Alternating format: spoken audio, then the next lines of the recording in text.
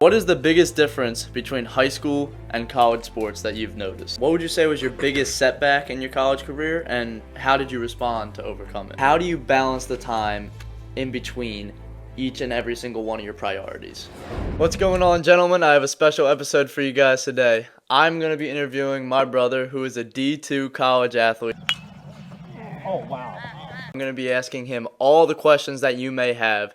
I have a note card here, 5 questions, so stay tuned. And also, if you're looking for a free workout routine, check the top link in the description and check the pinned comment for it. It is an excellent workout, and remember, it's free. Now, the first question I wanted to ask you, Jim, is what is the biggest difference between high school and college sports that you've noticed? The amount of time that you put into your sport. You travel a lot farther in college. I think time is probably the biggest difference in high school and college sports. You play sports, you do school, and you're not to air out all your your whole life, but you have a relationship as well. How do you balance the time in between each and every single one of your priorities? Well, growing up, you knew I was always very studious and always really good. But no, I mean seriously, all throughout high school, I was never the overachiever when it comes to grades, but I always made sure to stay on top of things, get around the ABC average, just so I could get by. But it's definitely a tough balance. I still try to go to the gym when I'm home and just try to stay consistent, and that I normally do that either in the morning or very early afternoon, just so I can kind of get that out of the way before starting my day. It's not easy to balance all three and be successful with all three, but I feel like I do well for myself in that aspect. Yo, bro, you've gotten this far into the video and you haven't even subscribed?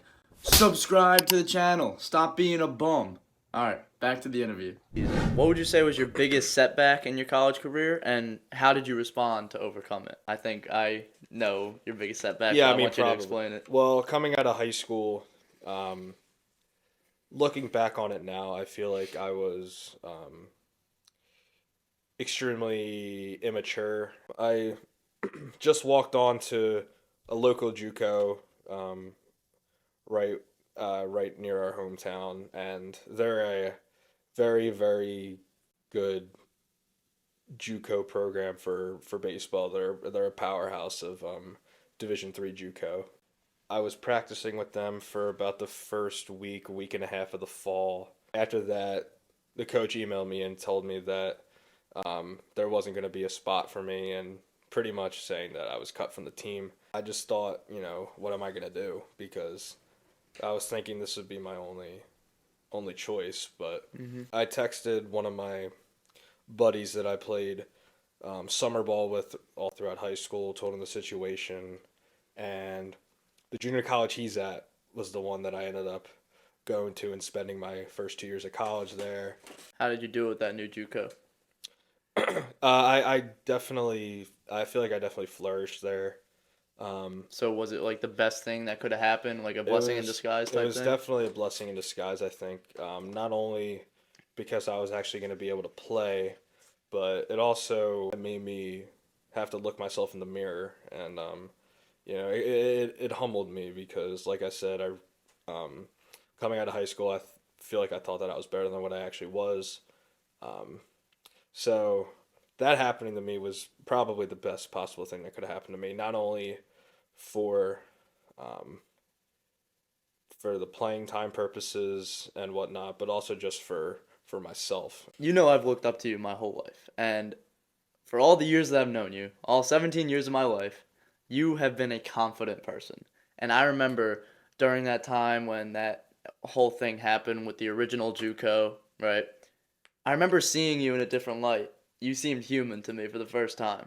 You weren't like perfect, right? And but the way you handled it was very impressive to me.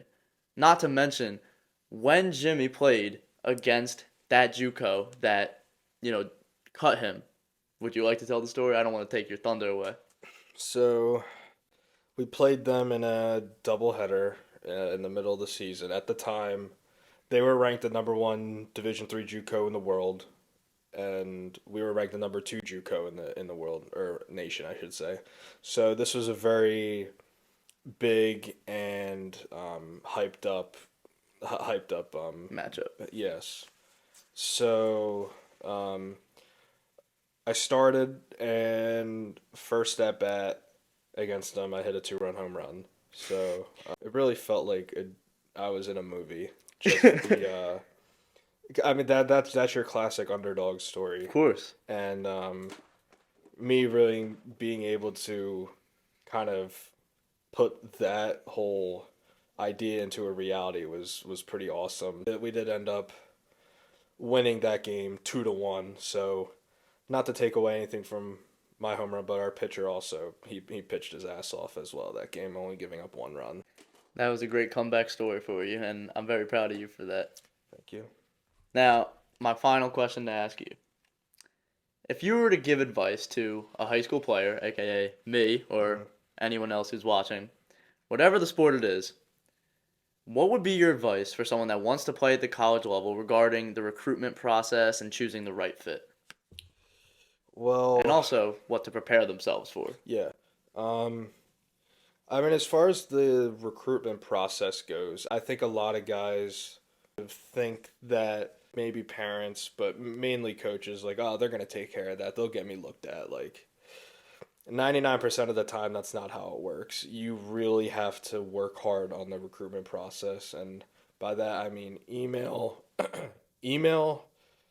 these college coaches, make sure to get video of yourself to put in said email. Um, and So they're wait. I don't mean to interrupt you, but you said so when you email college coaches, Mhm. do you want like a highlight reel of yourself or just like a few like what's No. your So how did you get noticed? what you want to do, and what I've learned after doing research on how to send film to coaches and everything, you do not want a big highlight film compilation with your favorite song playing in the background. That's not what you want to do, because these coaches that are going to be looking at you they don't have the time to read over a long email and then watch your 7-minute highlight film. They may watch 30 seconds of it. I just got a bunch of clips of at bats that I had, and instead of putting them all together, I put them or I uploaded each at bat on YouTube and then provided the link in the email of each video. Just kind of labeled each link like this is two-run home run versus said and so, and then uh, enter, and then a new line, provide the link, and the description on Right. what happened in that video. Because that's so much easier for a college coach. They can just click on a link, watch a quick 20 to 30-second clip, and And then it's all done, and they can click on more if they want. now for basketball players especially, recruitment is so talked about in the scene and ballislife.com and all these different, outlets for being noticed and all these AAU tournaments across the country to go to, right? We already know, like our parents are not gonna let me go to Las Vegas for No, some no. AAU showcase, right?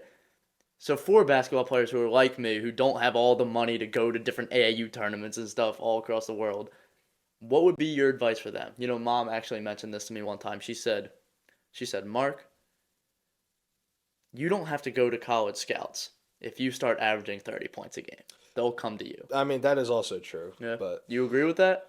yeah, sure. It doesn't matter like the size of the school that you're at or where the location.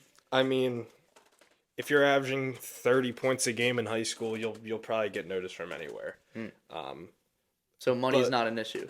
no, money. I think a lot of these AAU tournaments and even with baseball, like Perfect Game is an example. And you played in perfect game tournaments. Yeah. At the end of the day, I mean, do they help? Sure, but it's a money grab in the end. Mm. it's not a necessity for everyone. It's for me, in my opinion, if you're gonna spend the money anyway, you would be better off spending it on a trainer instead of paying for these AAU tournaments, because if you're not at that point where you're playing and you're gonna get noticed, then what's the point? You might as well spend the money on a trainer to get better, Mm. and then once you feel like you are at that level, maybe you can spend money on some tournaments and whatnot, try to get noticed. And don't just show up and play and expect coaches to go after you if you're playing well. You want to look up, if possible, look up what college coaches are going to be at these AAU tournaments.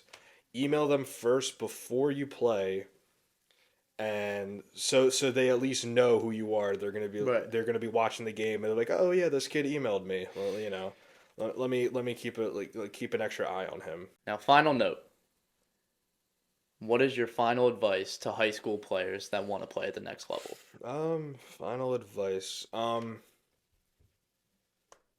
I think that I know it sounds corny, but I think the best advice that I can give is just to have fun. I feel like points in my baseball career, I kind of forgot that that's the whole reason I started playing baseball and sports in general, is because I enjoyed playing and that I had fun doing it. And when you're having fun, your performance is your performance is gonna be absolutely. better when you're having fun. Absolutely. You might dread the practices in the moment and be like, oh God, I can't wait to get out of here. Why am I here? But then when your career is over, you're gonna look back and be like, man, I wish I could just practice one more time. You might think with some stuff is like, oh man, this sucks. Like, why do we have to practice right now? It's cold, I'm tired, and whatever. But or just something like that. It seems very personal. I know. I'm not. Yeah, but you might hate it right now, but then kind of really realize like no, I mean, this is supposed to be fun. This is what I want to do, and there's millions of people out there in the world that would do anything to be in the position that you're in right now, that aren't fortunate enough to be doing that. Thank you, Jimmy. I hope you got some value from this. Thank you for watching. As always, keep God first. Good luck.